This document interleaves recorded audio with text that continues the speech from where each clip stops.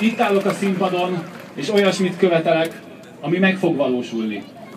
Hiszen több mint 3 nappal, azaz több mint 72 órával a botrány után a fideszes képviselőhölgyek állítólag rájöttek, hogy minden tekintetben védhetetlen az, ami az éjszaka leple alatt történt.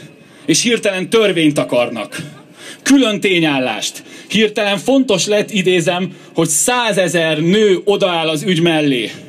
Nagyon kérjük a Fideszt, tovább ne szórakozzon velünk!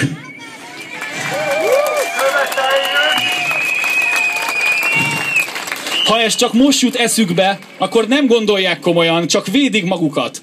Az a több mint 100 000 aláírás nőké és férfiaké. Akkor is ott volt, amikor éjszakára tűzték napirendre a népi kezdeményezés megtárgyalását. Az a 100 000-nél is több aláírás akkor is ott volt, amikor az a néhány kósza fideszes és KDNP-s képviselő, aki jelen volt az ülésteremben, megosztotta velünk mélyen nő és emberellenes felfogását.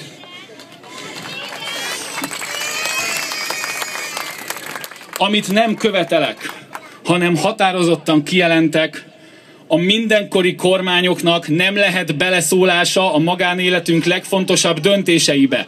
Nincs joguk még gondolatban sem kotorászni a férfiak ágyéka és a nők méhe környékén.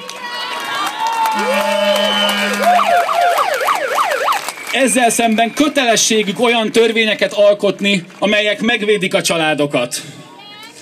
A parlamenti vita során állítólag egy fideszes férfi képviselő bekiabált, de hát kihalunk, én nem tudok szülni.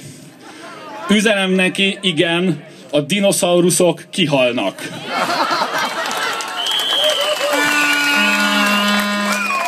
Ez az ő sorsuk.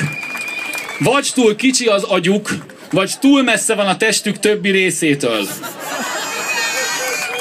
Várjuk, hogy a dinoszauruszok után a nőgyűlölet is kihaljon. Köszönöm.